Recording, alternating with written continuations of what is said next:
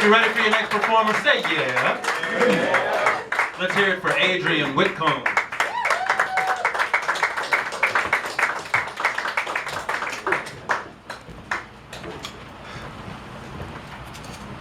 I know some of you out there are wondering what it will be like when you go back to your 50th high school reunion.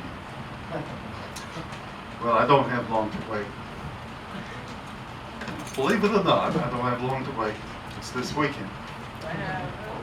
Oh, y'all thought I was 39, probably. It's just the hair, I think. But I wrote this for my class reunion. Actually, I wrote it a number of years ago for an earlier class reunion. But it says something about what it was like back in 1967. And you think times are rough now. For a lot of us, it was a lot rougher in 67. So, this is a song. The year was 1967. The year was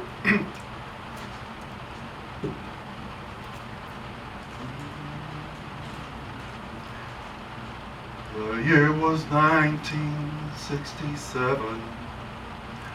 Our world was changing fast, it seems. As we looked to graduation, we were headed toward our dreams. We were anxious and uncertain for what the future held in store. Knew that I will soon be seeking another world outside your door. It isn't easy being 18. The world has so much to demand. Some do jobs, some went to college, others went to Vietnam. Our lives would never be the same when that day in June at last arrived. For a moment time stood still there, and then it flew so quickly by. We had written in the beacon all the things to leave behind. An old gym suit, had finished textbooks. I wished that years from then we'd find those typhoon banners proudly waving, our alma mater loudly sung. Those memories we shared together, our celebration just begun. It isn't easy to be 18 back in the 60s or today. The year was 1967. We and our friends were on our way. Some of you perhaps have watched the first episode of Ken Burns' Vietnam, and that goes on for a number of weeks now. And I wasn't able to watch it. I was somewhere else last night, but I clearly remember I wasn't there. No, I wasn't there. I was in college. I was one of the lucky ones that went to college. I was 1A after college, but by then they didn't get to my draft number, so I didn't volunteer to go there. And by then the war was pretty unpopular with a good deal of the country. And then we continued several years after that until we finally got out.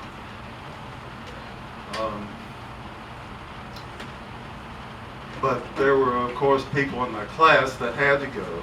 They were drafted right away, or maybe some volunteered. And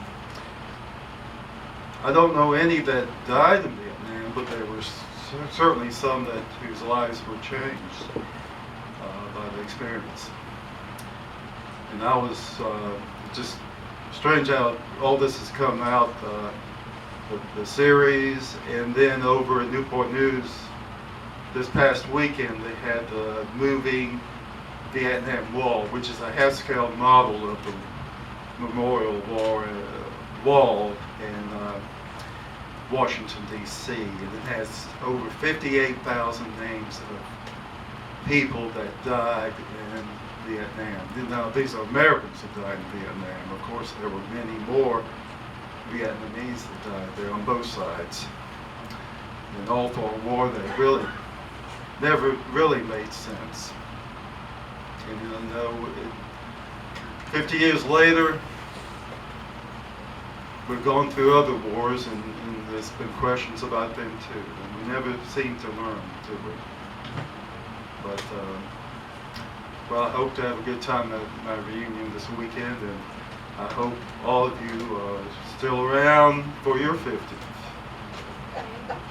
Maybe one or two of you have already been to your 50th, but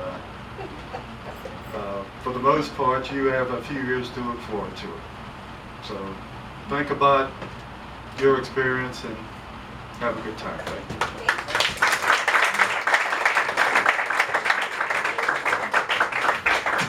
One more time for Adrian Whitcomb, everybody.